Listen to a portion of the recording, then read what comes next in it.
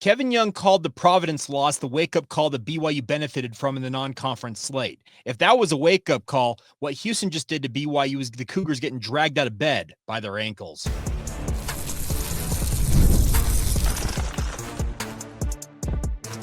You are Locked On Cougars, your daily podcast on the BYU Cougars, part of the Locked On Podcast Network, your team every day. What's up, everybody? I'm Jake Hatch, your host here on Locked On Cougars, resident BYU insider. Thank you for making Locked On Cougars your first listen of the day, and more importantly, thank you to all of you who are everydayers with us right here on your original daily podcast focused on the BYU Cougars. This is a special edition postcast as the BYU men's basketball squad falls to 1-1 in Big 12 play with a thorough beatdown of a loss to the Houston Cougars.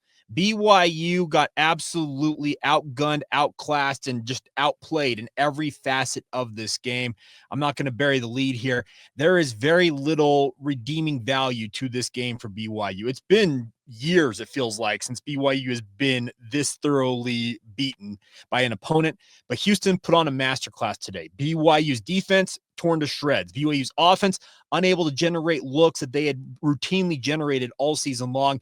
Houston looked like a team who was intent on proving a point against an upstart BYU squad, and point proven. Zero doubt about that. So congratulations to the Houston Cougars. BYU's going to have to go back to the drawing board. Final 86-55, and I'm not even sure it was that close. It was just an absolutely thorough beatdown. Just one BYU player in double figures scoring. That's Trevin Knell coming off the bench, hitting 4 of his 6 3-point attempts to get those 12 points.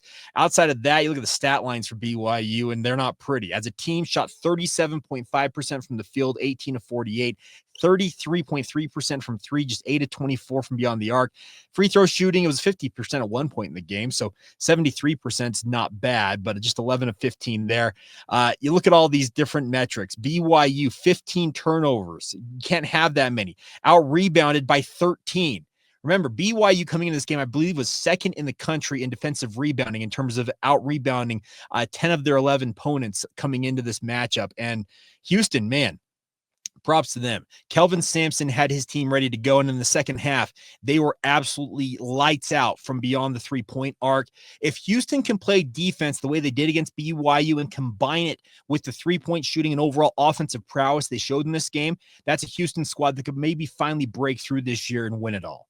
That's how good that Houston team is when they're on their game offensively. Had a couple of people reach out via social media mid-game saying, Jake, is this how Houston always plays? And they were talking more about the defensive intensity that Houston plays with. Yeah, that's how Houston plays. They D you up for 40 minutes, and they do not back off. Kelvin Sampson has a team full of, I like to call them junkyard dogs. They just get after. They get into you. They're physical as all get out. And yes, there are going to be fouls that you would like to see called, but they're just not going to be called because of just the simple fact of how physical an affair it is. BYU is going to have to learn that this is the type of game that you're going to have to play in the NCAA tournament. You have to play throughout the rest of the Big 12 this season. It should serve once again as the ultimate wake-up call for BYU. I had some hope that BYU would go to Houston and compete more favorably. I mentioned it on yesterday's podcast with Parker Ainsworth, our crossover, that if BYU shooting could travel with them, they'd have a chance in this game. It did not travel. When you shoot sub 40% from the field overall, it's just not good enough. BYU at the rim, I saw him miss multiple bunnies a couple of times. They went way too finesse and lackadaisical at the rim, and Houston just swatted those balls away.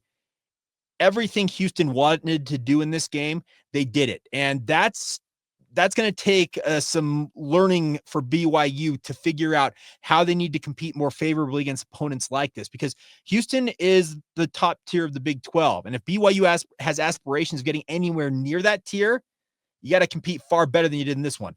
31-point losses will not cut it. I just look at what happened in this game, and it's going to be BYU that's going to have to pivot and learn a lot.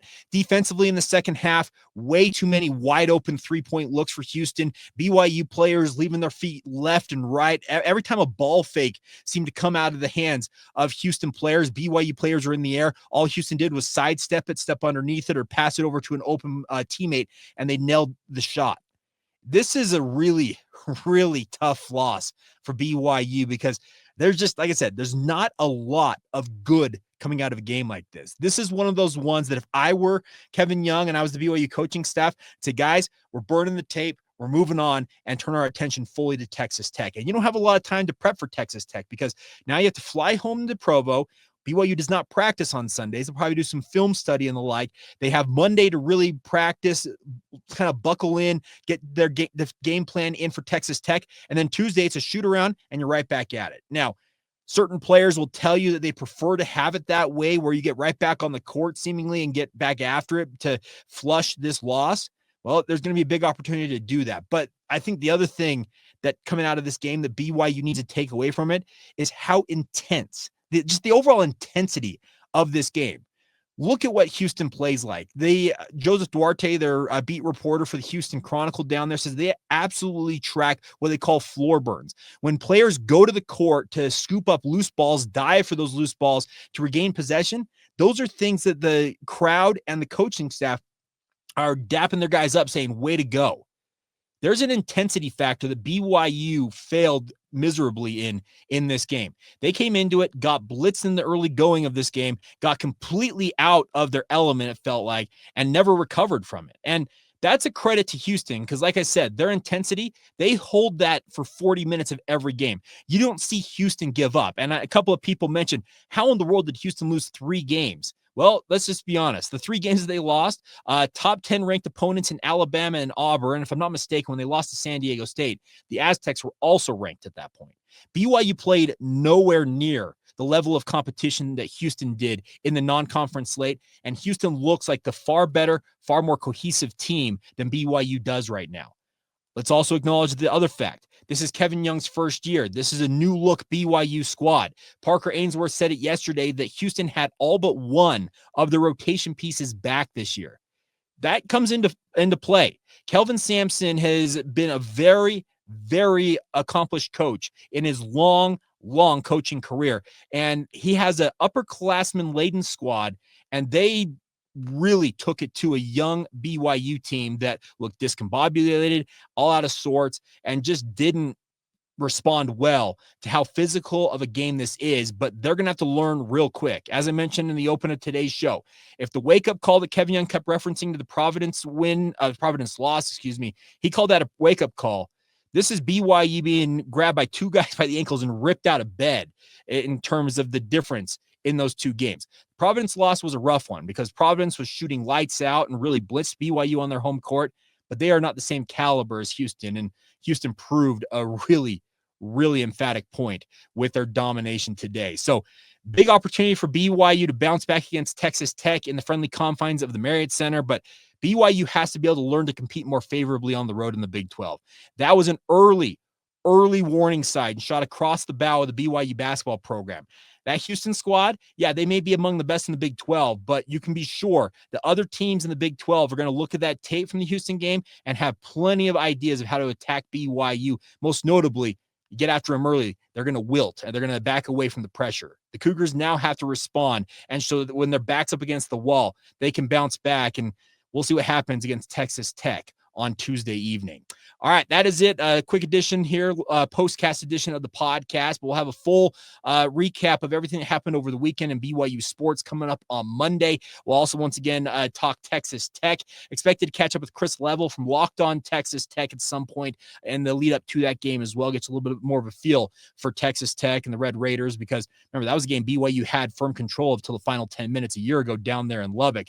I'm sure that the Red Raiders are thinking, hey, after this Houston game, we're going to go to Provo and get BYU, and for good reason. They probably should be believing that at this point. So there you go. That's what I got for you guys. Leave your comments in the notes below. Let us know what you think about this one. Did BYU do anything positive? Because I frankly do not think they competed positively at all. Really the only bright spot, Trevin Knell coming off the bench, showing his senior leadership, going 4 of 6 from beyond the arc. But when you're the only player in double digits scoring, that means you had a pretty rough night, and BYU, I guess, rough afternoon, and BYU absolutely had that in Houston. So more coming on our Monday edition of the show. But as always, thank you for making Locked On Cougars your first listen of the day. Please subscribe, rate, review, share with your family and friends. We are here for you guys every single day. And as always, thank you for being everydayers with us right here on the Locked On Cougars podcast.